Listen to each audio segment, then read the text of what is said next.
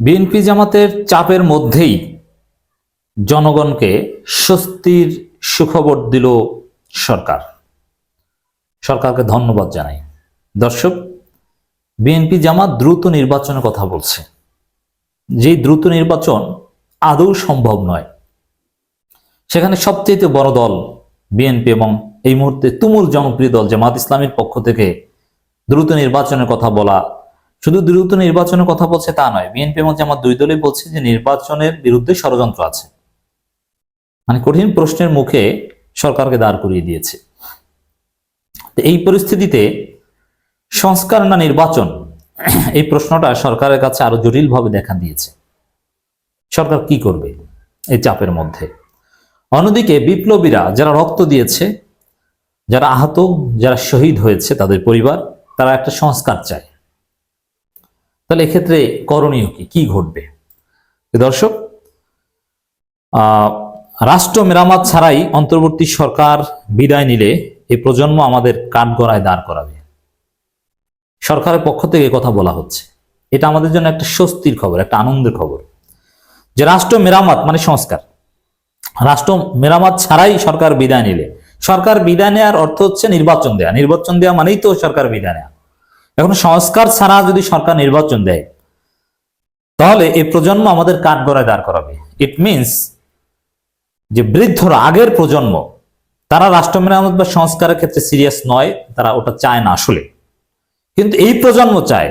অতএব এই প্রজন্মের জন্য যদি রাষ্ট্রটাকে মেরামত করে না দিই, আমরা সংস্কার করে না দিই, তাহলে এই প্রজন্ম আমাদেরকে ছাড়বে না, কাঠগড়ায় দাঁড় করাবে। সরকারের এই উপলব্ধিটা আমাদের জন্য একটা স্বস্তির খবর। এই সরকার প্রয়োজনীয় সংস্কার আমাদের করে দিবে, তারপরে তারা নির্বাচন দিবে। সরকারের পক্ষ থেকে এই বক্তব্যটা, আবারও আমি শিরোনামটা শোনাচ্ছি, রাষ্ট্র মেরামত ছাড়াই অন্তর্বর্তী সরকার বিদায় নিলে এই প্রজন্ম আমাদের কাঠগড়ায় দাঁড় করাবে। সরকারের এই ইঙ্গিত, এই উপলব্ধি সত্যি ভালো কিছুর ইঙ্গিত। বিএনপি জামাতের চাপের মধ্যেও জাস্ট এই প্রজন্মের চাওয়াটাকে সরকার গুরুত্ব দিচ্ছে। তারুণ্যের উচ্ছ্বাস, তারুণ্যের চাওয়া, প্রত্যাশা, তারুণ্যের আবেগ, তারুণ্যের নেসেসিটি। কারণ তারুণ্য এই রাষ্ট্রের সাথে খাপ খাওয়াতে পারছে না, তাদের রাষ্ট্র মেরামত তাদের জন্য ওয়াজিব হয়ে গিয়েছে। সরকার সেটা দেখছে। প্রধান উপদেষ্টা প্রেস সচিব, এই প্রধান উপদেষ্টা প্রেস সচিব শফিকুল আলম, তাকে নিয়ে বিতর্ক আছে, কিন্তু ডক্টর ইউনূসের অত্যন্ত ঘনিষ্ঠ। অতএব তার বক্তব্য ডক্টর ইউনূসের বক্তব্য আপনারা বলতে পারেন, কারণ ডক্টর ইউনূসের পক্ষ থেকেই তিনি প্রেসে কথা বলেন। একেবারেই রাষ্ট্র মেরামত ছাড়াই যদি অন্তর্বর্তী সরকার চলে যায়, তাহলে এই প্রজন্ম আমাদের কাঠগড়ায় দাঁড় করাবে। এখন বিএনপি জামাত বলছে ন্যূনতম সংস্কার। এই ন্যূনতম সংস্কারের কথা বলা, এটা সরকারের উপর একটা চাপ। সংস্কার তো সংস্কার, আবার ন্যূনতম সংস্কারটা কি? ন্যূনতম সংস্কার বলতে তো আমরা বলতে পারি নির্বাচন কমিশন গঠন, শেষ। বাকিগুলো তো ন্যূনতম সংস্কারের মধ্যে পড়ে না। আর বিএনপি তো বলছে দ্রুত নির্বাচন, সংস্কার তারা করবে। আমির খসরু মাহমুদ চৌধুরী সংস্কার নিয়ে চিন্তা নেই, ওটা আমরা করে দিব, 31 দফাটা আমরা বাস্তবায়ন করে দিব, ওটাই সংস্কার।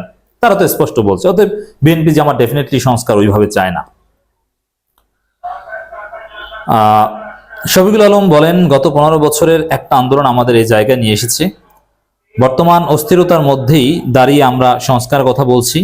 কেমন বাংলাদেশ চাই তা নিয়ে এখন যে তর্ক চলছে, আমরা সেটাই চেয়েছিলাম। তিনি বলেন, আগামী 31 ডিসেম্বর সংস্কার কমিশনগুলোর প্রতিবেদন জমা দেবে। এরপর আমরা সবাই মিলে আলোচনা করব। রাষ্ট্র মেরামত না করেই যদি অন্তর্বর্তী সরকার চলে যায়, তাহলে এই জেনারেশন আমরা কাঠগড়ায় দাঁড় করাবো। এই সময় এনডিএম চেয়ারম্যান ববি হাজ্জাজ বলেন, প্রথম ধাপে এনডিএম এর দেওয়া 9টি সংস্কার খুবই জরুরি। এনডিএম একটা প্রোগ্রামে এই কথা বলা হয়। আরো নানান বিষয়ে কথা বলেছেন, সেটা অন্যদের কথা। এবং সরকারের লোকজন বিভিন্ন রাজনৈতিক দলের সাথে মিশছে, ইন্টারেকশন করছে, তাদের কথা শুনছে, সব ঠিক আছে। দর্শক, এই কথাটাকে আমরা তাৎপর্যপূর্ণ বলতে চাই। আমরা আরো সুনির্দিষ্টভাবে যদি বলি, ডক্টর ইউনূস এবং ডক্টর ইউনূস রিলেটেড বিভিন্ন অর্গানগুলো, তারা জোরালোভাবে সংস্কারের পক্ষে, তারা সংস্কার চায়, একটা গ্রহণযোগ্য সংস্কার চায়, এবং সংস্কারটা তারুণ্যের প্রত্যাশার আলোকে চায়। এবং উপদেষ্টাদের মধ্যে ডক্টর ইউনূস এবং 3 ছাত্র উপদেষ্টা আসিফ, নাহিদ, মাহফুজ, এই 4 জন বা এই 4 প্রতিষ্ঠান, এই 4 জন মানে তো 4টা মন্ত্রণালয় বা তার একাধিক মন্ত্রণালয় অনেকে চালায়, বা একজনে 5টা মন্ত্রণালয় চালায়, এরকমও আছে। অতএব এই 4 ব্যক্তি আমাদের আশা আকাঙ্ক্ষার প্রতীক। আমরা বিশ্বাস করতে চাই এই 4 জন আমাদের সংস্কার এনে দিবে। বাকি যারা, তাদের সবাইকে কেনা সম্ভব, ম্যানেজ করা সম্ভব। তার মধ্যে কিছু লোক আছে যাদের প্রতি আমরা অত্যধিক আস্থা রাখতে পারি, যেমন আদিলুর রহমান খান। তিনি সত্যি একটা সুন্দর সংস্কার চান, কিন্তু মন্ত্রী পরিষদে তার পাওয়ার কম, আমরা যেটা দেখতে পাচ্ছি উপদেষ্টা পরিষদে। তিনি ডিপার্টমেন্টাল কাজ করেন, রাজনৈতিক বিষয় নিয়ে কথা কম বলেন। তবে হ্যাঁ, তার যে মানবাধিকারের মূল্যবোধ, নিরপেক্ষতা, সেই অবস্থানটা বজায় রেখে তিনি সংস্কার হেল্প করবেন, এটা আমরা বিশ্বাস করি। তো এখানে আসিফ, নাহিদ, মাহফুজ, ডক্টর ইউনূস, এই চারজন বাংলাদেশটাকে মঞ্জিলে মকসুদে পৌঁছে দেওয়ার নেতৃত্ব দিবেন। বাকি সবাই তাদের সাথে থাকবে, এটা আমরা বিশ্বাস করতে চাই, আমরা সেটা দেখতে চাই। ইনশাল্লাহ সেটা হবে।